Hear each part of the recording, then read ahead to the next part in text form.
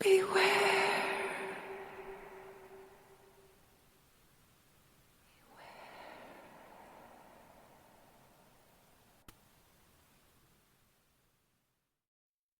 The Cherry Stem Killer, Chapter 1, by the Prowler. I find myself standing here lighting my cigarette, once again hovering over another dead body. Another night, another death, I sarcastically said to the coroner as he looked over the victim's remains. Now, while this isn't unusual for my kind of work, me being a homicide detective after all, the thing that sticks out about these last few murders is there was a tied cherry stem found next to the bodies. Tied as if someone performed that parlor trick when you put the maraschino cherry stem in your mouth and tie it with your tongue. The similarities end there, though, because the manner of death is different in each case. This killer has variety. I truly was hoping not to see another body show up with a cherry stem, because that would mean we have a serial killer on our hands, and that's not something I'm looking forward to. I don't want the spotlight. I'm not looking for fame, and I don't want my name in the paper. But here we are. Plus, with Halloween approaching, the press is already having a field day with this. They're already beginning to call whoever's perpetrating these crimes the Cherry Stem Killer. There'd been 4 murders to this point, with tonight's marking the 5th. And let me tell you, this might be the most gruesome yet. The victim, a Mr. Joseph Lyles, age 54, was gagged and tied to the 4 corners of his bed. He was definitely not alone. The only question is, was he murdered by whoever he was having his kinky night of fun with? Or was he left tied and finished up by someone who came across him in his vulnerable state? With the takeout bags of food from a nearby restaurant found on the dining room table, early reports are already coming back to me that the victim was last seen leaving the restaurant with a much younger woman at approximately 8:30 p.m. Details of said female are as of now medium build, short in height, brunette hair, an estimated age of late 20s to mid-30s. Mr. Lyles was not married, so that rules out his wife. Further investigating of his personal effects will shed light if he was dating anyone currently. If not, then this could have been a chance encounter, an encounter that went horribly wrong. Any initial thoughts, Doc? I asked curiously to Dr. Sheila Andrews, the county's medical examiner, who was presently hovering over the victim's large, gaping throat wound. "What's that, Detective?"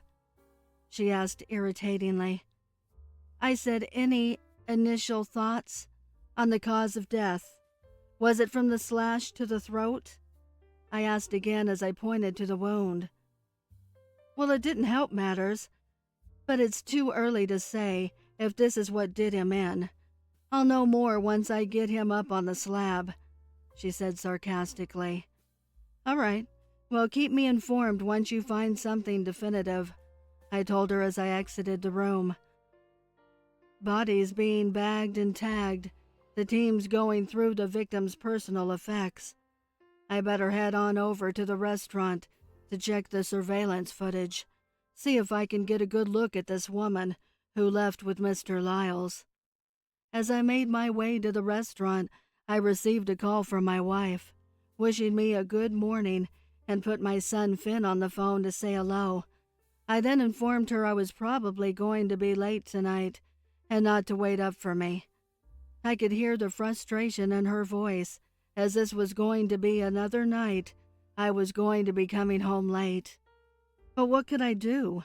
I told her there was another victim found with a cherry stem next to their body, and it looked like we had a serial killer on our hands. She informed me she already knew, Before I could ask her how, in my state of confusion, she told me I made the front page of the paper. Detective Mark Riley picked to lead cherry stem murders.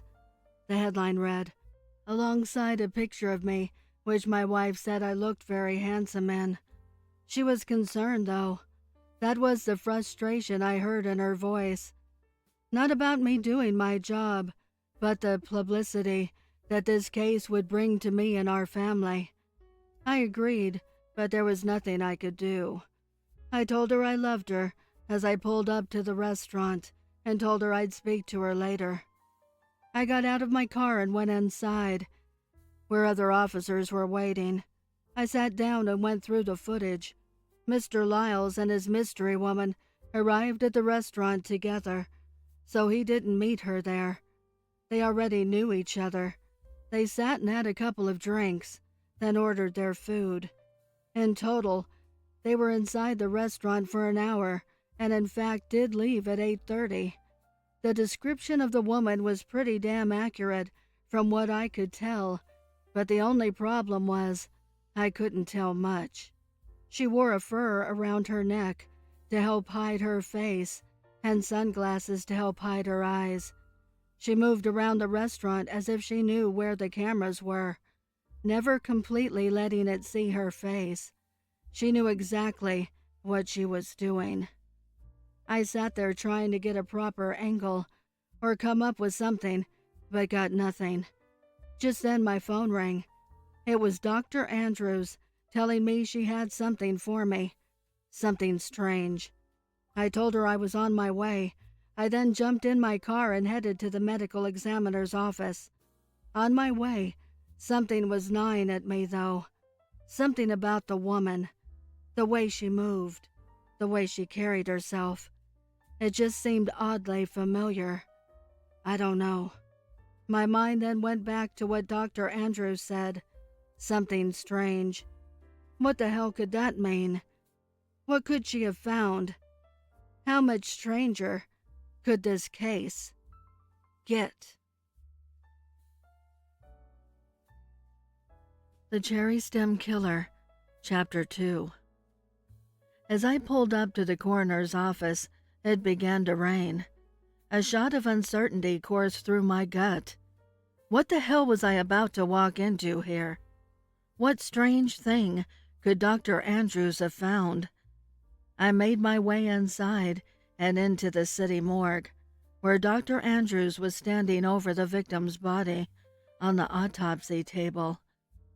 "Good. I'm glad you're here," she said urgently. "What is it you found, Doctor? How strange could it be?" I asked inquisitively. She wasted no time in her response. "His testicles." "What about his testicles?" I asked shockingly. "They were removed and replaced with 2 metal ball bearings, covered tightly in an old piece of cloth, and on the cloth is writing in some language I've never seen before," she said in a shocked, almost frightened tone. She handed me a metal tray that contained the cloth-covered balls. Every inch was covered in a text I've never seen before, along with strange symbols drawn in the spaces between words. It almost looked cult-like. I put the tray down, and the first thing I did was ask for an expert in ancient dialect to be brought down to the medical examiner's office. There's no doubt this case just became strange. As I waited for the dialect expert to arrive, a Dr. Frank L. Bean, I received a call from the fellas searching the victim's dwelling. They reported that they found the victim's appointment book, and in it was the name Julia, written down on several days, including last night. Our first major clue. I'm not getting too excited just yet, though. We don't have a last name, and it might not even be the woman's real name, but it's a start. I told them to keep up the search, and after I got off the phone, Dr. Bean arrived. I had no time to waste and placed the tray in front of him. Have you seen anything like this before, Doctor? Any idea what language this is? I asked urgently. He asked for a glove and picked up the ball, closely inspecting the text. He then reached into the bag that was slung around his shoulder and pulled out an old, oversized book, placing it on the table. I think I know what this is, Detective. I just have to double check, he said as he moved his finger along the pages, looking for the right dialect. Aha! I found it. It's an ancient Latin dialect spoken in the lower regions of Italy. I've seen these symbols and writing before. By an ancient cult called El Culto del Resuscitore, meaning the cult of the resurrector. What the hell? I thought. The doctor continued. They killed their victims and took one piece of their body, replacing it with a cloth-wrapped replacement, complete with the symbols and writings, until they had a collection of parts that would total one entire body, all with the hopes of summoning a demon with the collected parts, he said in an ominous tone. I stood there stunned. Now I'm dealing with some cult shit? I thought. When I received a call from Dr. Andrews earlier, saying she found something strange, I had no idea it would lead to this. We're beyond strange at this point. This is downright spooky. The Cherry Stem Killer, Chapter 3. I spent hours at the medical examiner's office, going over every detail of the victim with Dr. Andrews. His testicles were removed post-death, and speaking of that, the cause was the obvious large slash wound across his throat. I believe the victim was put to ease with a promise of a night of pleasure, and allowed his guard to come down, and allowed himself to be tied up. There was no drugs present at the scene, or found in his body. This was purely sexual. Unfortunately for him, he trusted the wrong woman. After hours toiling at the coroner's office, I was finally spent. I had enough of the smells, enough of the sights of flesh, and the fluorescent lights were giving me a pounding headache. It was time for me to go home. I needed some semblance of sleep for the days and weeks ahead, however long it takes to catch this woman. I grabbed the folder from Dr. Andrews to look in finer detail later on of the victim and his demise, and left for home. I arrived home shortly after and ate the meal my wife left for me warming in the oven. Meatloaf, my favorite, accompanied with mashed potatoes, a squirt of some Heinz 57 on those taters, and I was all set. Something I never even thought about doing until my wife introduced me to the concept. But ketchup on the mashed potatoes really is quite delicious. As I sat at the table, my wife walked in and kissed my forehead. "Does it taste good, my love?" she asked. I nodded my head in approval and said, "Yes, baby, very much so." She smiled and gave me a kiss. I asked her how her day was, and she said it was fine. Cleaned the house and took care of the kids. She then looked at me with a smile and said she had exciting news to tell me. And even though I was exhausted, I pushed it aside and was full attention to what she had to say. I knew this case was going to take up most of my time, so I wanted to spend as much time with her as I could. I sat waiting for her news, and she proceeded to say, "Guess who I just found out I'm related to now?" she said with such excitement. I tried to contain my annoyance, but I was rolling my eyes on the inside. You see, my wife's big into Ancestry.com and similar sites like it. Her DNA's been matched with famous people and royalty alike. Lots of royalty, actually. And while it is very cool, I hear about a new ancestral relation almost every day. And after a rough day, I wasn't thrilled about hearing of her latest ancestor. But I smiled and said, "Who's the latest person you're related to now, my love?" She smiled and said, "More royalty, another from England. A Lord Neville Burlington, the 8th Earl of Burlington. Not just one of the most noblest of families in all of England.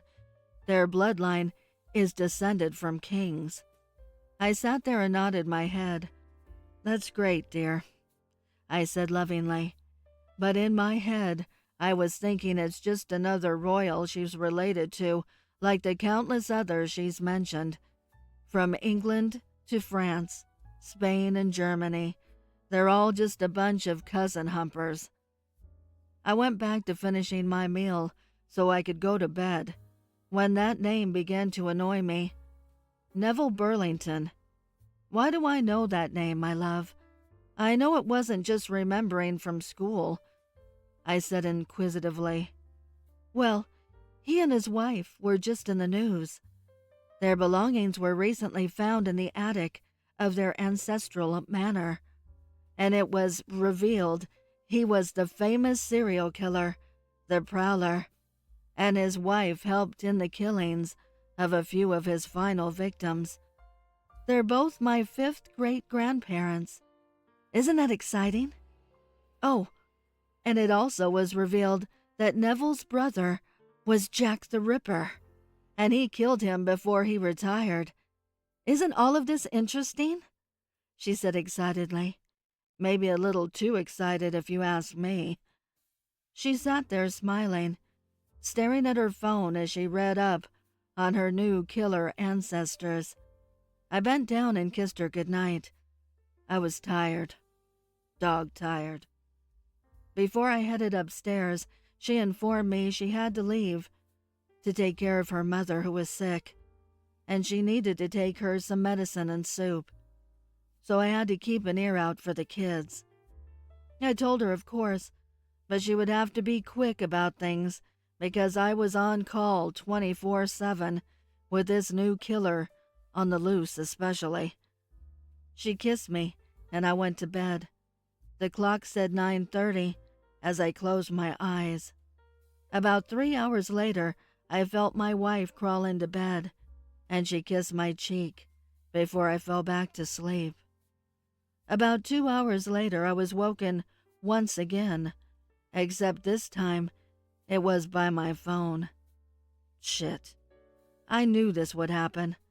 God forbid I get any rest around here. I answered it angrily. It was Charles, the second detective working on the case. As he gave me an update I didn't want. There was another victim. The cherry stem killer has struck again. The Cherry Stem Killer, Chapter 4. I told Charles I would be there as quick as I could, then hung up. I laid there dreading having to get up out of this bed, and just stared up at the ceiling, trying to rub the slumber from my eyes. I pulled the covers aside and swung my legs over the side of the bed, my feet jumping as they touched the cold floor. It was especially chilly this morning. Oh, how I missed the old carpet under my feet. Then maybe they wouldn't be so cold. But the wife wanted tile floors, and how could I argue that? I finally got out of bed and got a quick shower, then dressed quickly, maybe a little too quickly. I almost tripped and ate shit trying to get my pants on in the dark. After successfully getting dressed, I kissed my wife on the forehead and headed out. The location of the latest victim was behind the Romano's building, a very tasty Italian restaurant on the west side of town. I've taken the missus there plenty of times, a favorite of ours actually. Try the meatballs, you won't be disappointed. A half hour it took me to arrive at the scene, making myself hungry, thinking of the delicious cuisine the entire drive. When I pulled up in the back of the restaurant, there was already a crowd gathered. Press and police scanners, surfers, following every detail of this case, were in my way. As I pushed my way through, I screamed at two regular beat cops that were leaned up against the wall, talking to each other, to get a proper cordon up, and pushed a line of onlookers back, out of eye shot of the victim. "We're trying to work here, you dumb bastards." I then made my way to Charles. He then proceeded to fill me in on the details.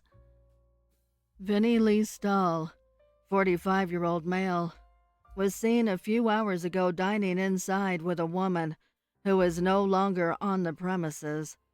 The waiter said they both disappeared and no one paid the check for their meal. They both just vanished.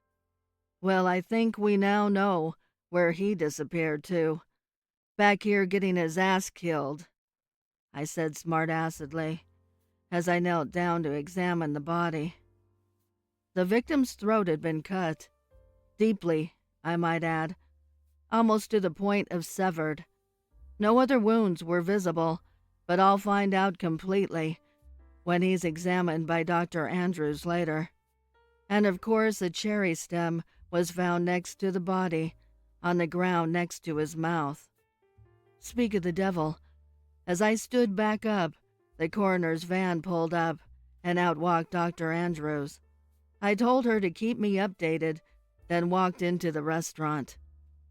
The first to greet me was the owner, George Papa Romano, a large Italian gentleman who looked like he was about to keel over from a heart attack due to the stress. Understandable. A horrific murder such as this would stress out any restaurateur. Definitely not great for business advertisements. I had somebody grab him a glass of water and told him to relax and take a seat. I had a few questions for him. I asked if anything stood out with the couple when he stopped by their table as he made his rounds greeting the guests. If he remembered them at all. He proceeded to tell me, well, yes, the restaurant was very busy. He remembered this couple in particular because the woman was all over the victim, kissing and rubbing. It was making others uncomfortable to be around them. But other than that, nothing seemed strange. No violence whatsoever, not even raising of voices. Asked the waiter the same, and they had the same response. Nothing out of the ordinary, just a loving couple. I asked to review the security footage and was ushered into the back. Our couple in question arrived at the restaurant at approximately 10:30 in the evening, and I could tell it was the same woman from before, just with different hair, shape, and color. I sat and watched them trying to pick up any clues. Everything the owner and waiter said proved to be true. Other than the woman being all over the victim, nothing seemed off. And she was all over him, too. I almost thought she was going to unzip his pants and give him an old-fashioned handy right there at the table. They sat at the table enjoying their meal for about an hour, then got up and headed towards the bathrooms and the back door.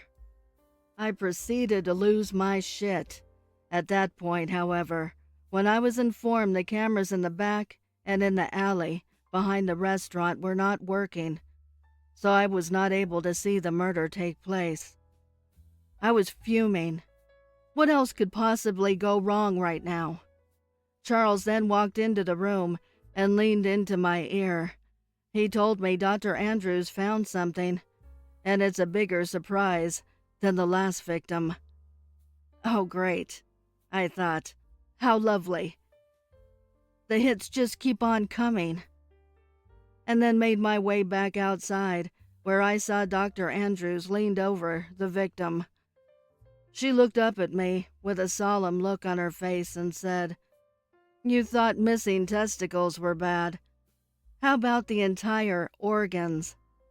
She sarcastically exclaimed as she opened up the flap of skin from the large incision down the victim's sternum, revealing the replaced organs with the cloth-wrapped cult-inscripted new parts. Who is this woman? Do I have to start worrying about a cult now? How much stranger can this case get? The Cherry Stem Killer, Chapter 5, The Finale. I told Dr. Andrews to keep me informed of any further findings after her complete examination and autopsy of the body, and to contact me at my office, where I was heading at this moment to try and put all the clues together and solve this fucking strange mystery.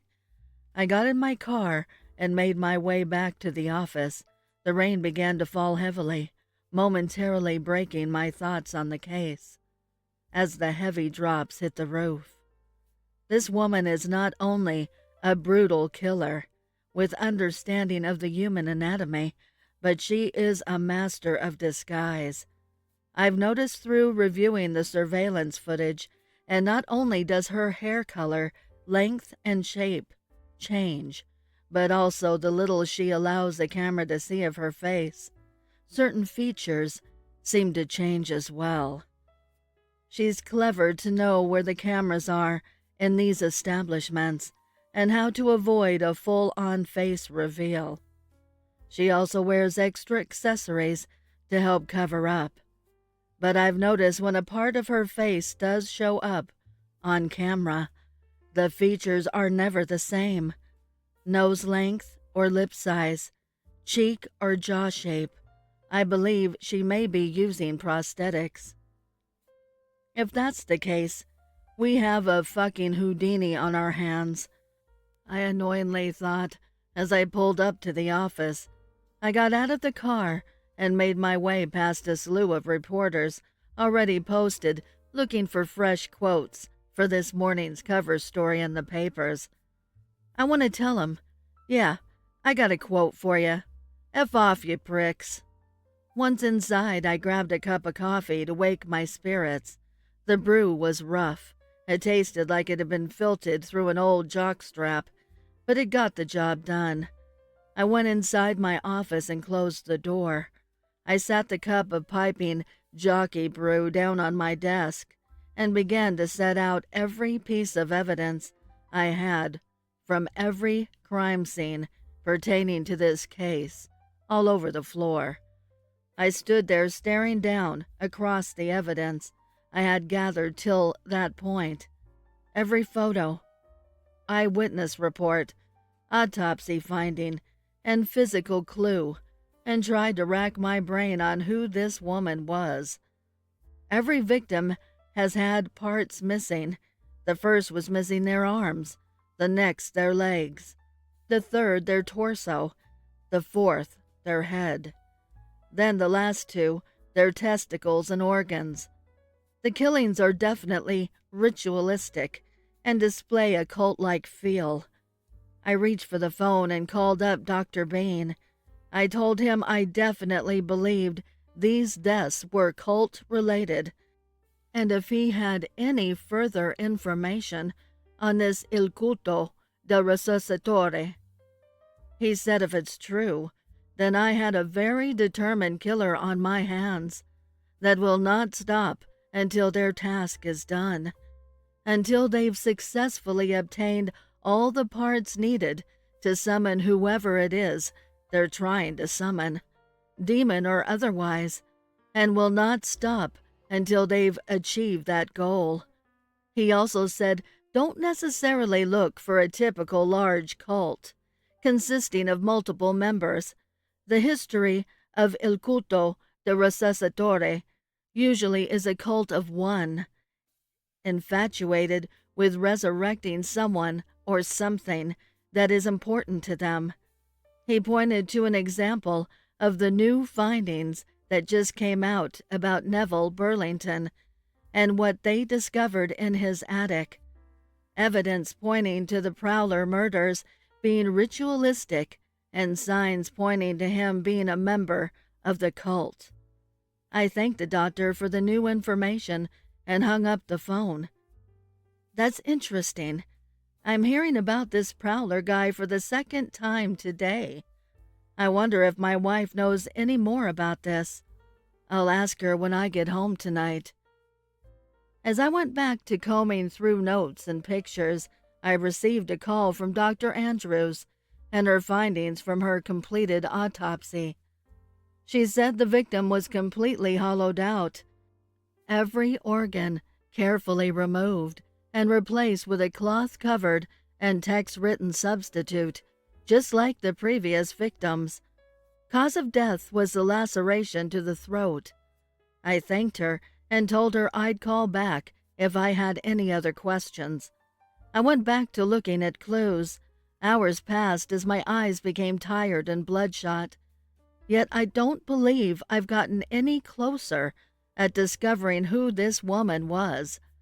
As I flipped through still shots of the woman from the security cameras, I received a phone call from my wife. She wanted to check in and see how my day was going. I told her how utterly exhausted I was, which she could tell from my voice. I told her I was reaching my wits' end with this case. I felt I was close and that the woman seemed so familiar, but I just couldn't put my finger on it. I felt exasperated. She asked if I would be home for dinner. I said yes. I was too tired to continue.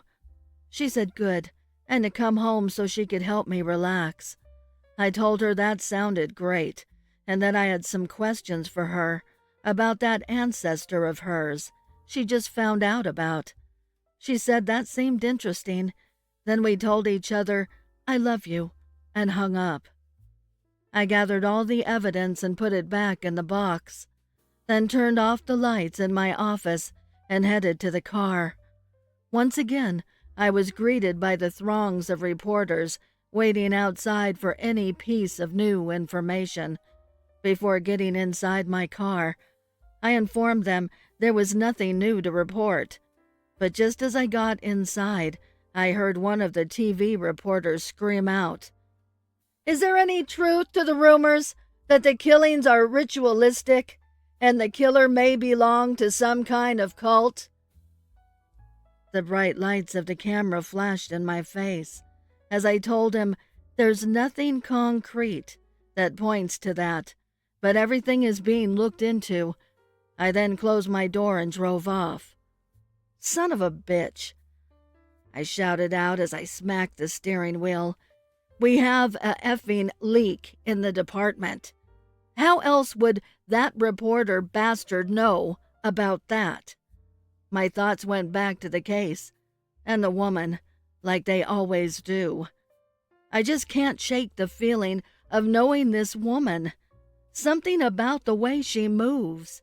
It seems so familiar, like I've seen her at one of the countless parties or barbecues we've had. I started thinking about our friends or neighbors, anyone that has been around, but no one stood out to me, at least not yet anyway. Maybe after I've gotten some rest, it will come to me. I finally got home and my beautiful wife greeted me as I opened the door. She helped take off my coat and told me to sit on the couch and relax. She fixed and handed me a drink and said the kids already ate and were in bed, and that she was warming our food and it would be done shortly. I took a drink of the cocktail she made and leaned my head back, finally being able to relax for the first time today. My wife then said, "So what's this about having questions of my ancestor?" she asked as she got up from the couch and walked into the kitchen. "Well, it seems this killer is killing her victims in a ritualistic fashion that align with a certain cult. And I found a doctor who's helping with the case. He specializes in ancient dialect and cults, and he said the findings unearthed at the Burlington Manor that have been in the news all point to Neville Burlington and his Prowler killings being cult-related, and that he was a member of this cult I'm investigating.